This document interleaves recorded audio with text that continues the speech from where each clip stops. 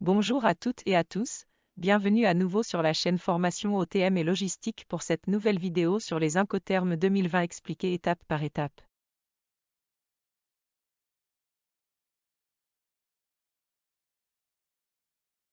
Voici les Incoterms 2020 avec leur traduction en français. La petite nouveauté par rapport à 2010 se trouve sur le DPU, qui remplace le DAT. Commençons donc par le XW, lieu convenu à l'usine. Quand nous analyserons les incoterms, nous le ferons toujours en partant de gauche à droite, c'est-à-dire du vendeur vers l'acheteur. Nous placerons des points verts ou rouges en fonction de qui prend en charge les frais mentionnés au-dessus. Le vendeur ne prend aucun frais en charge, il présente la marchandise emballée sur le quai de son usine à l'acheteur. Si le préacheminement nécessite un conditionnement éventuel, celui-ci est à la charge de l'acheteur.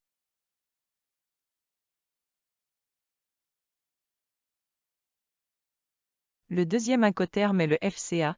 Il y a deux versions de cet incoterme, la première avec comme lieu convenu l'usine du vendeur. Dans ce cas, le vendeur met la marchandise dédouanée et chargée sur le préacheminement à disposition de l'acheteur.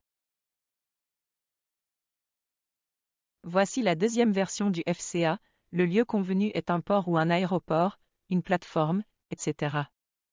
Le vendeur prend en charge les frais jusqu'à la douane export. Pour le FAS port d'embarquement convenu qui est un incoterme exclusivement maritime, FAS signifie « libre le long du navire ». Le vendeur prend en charge toutes les opérations pour arriver au port de départ, plus une partie du transit au départ pour permettre à l'acheteur de récupérer sa marchandise mise à disposition le long du navire. J'ai mis un point vert et un autre rouge dans la case transit au départ pour montrer que seule une partie des frais est prise en charge par le vendeur. Pour le FOB port d'embarquement convenu, c'est un autre incoterme exclusivement maritime comme vous l'avez deviné. Le vendeur remet la marchandise dédouanée à bord du navire au port d'embarquement à disposition du transporteur maritime. Vous voyez que par rapport au FAS ici on a franchi une étape supplémentaire, on passe du long du navire à bord du navire. Nous arrivons dans la famille C, avec le CFR qui est aussi un incoterme exclusivement maritime. On dépasse le transport principal avec celui-ci et vu que c'est un incoterme maritime, le lieu convenu sera un port. Les frais pris en charge par le vendeur pour un CFR port de destination vont donc jusqu'à la fin du transport principal, au port de destination convenu sur le navire sans déchargement. Le CIF port de destination est notre dernier incoterme exclusivement maritime, c'est comme le CFR mais le vendeur s'engage en plus à assurer la marchandise contre les risques de perte de vol ou d'avarie durant l'acheminement de la marchandise.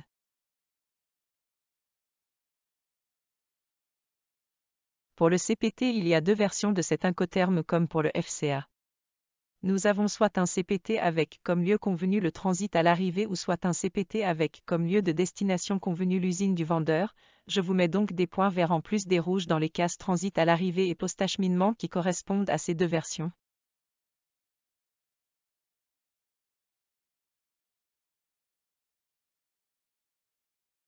Le CIP lieu de destination convenu, transit à l'arrivée ou usine de l'acheteur est le même que le CPT, le vendeur assure en plus la marchandise durant son acheminement.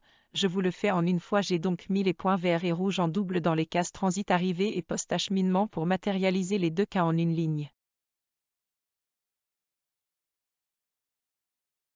Il existe deux versions du DAP, une où le transfert de frais se fait après le transit arrivé, une autre où le transfert se fait après le post-acheminement, marchandises non déchargées sans obligation d'assurance par le vendeur.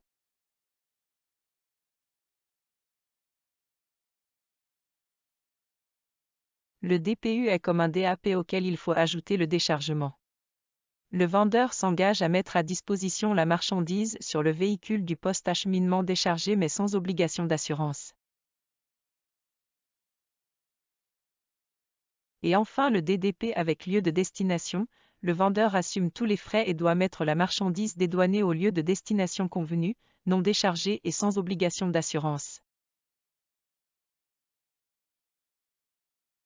Passons à présent au transfert des risques. Je vais matérialiser le point de transfert des risques dans les opérations par cette bande violette pour chaque incoterme. Voici le tableau complété avec le transfert des risques pour chaque Incoterm. À gauche de la bande violette, les risques incombent au vendeur, à droite à l'acheteur.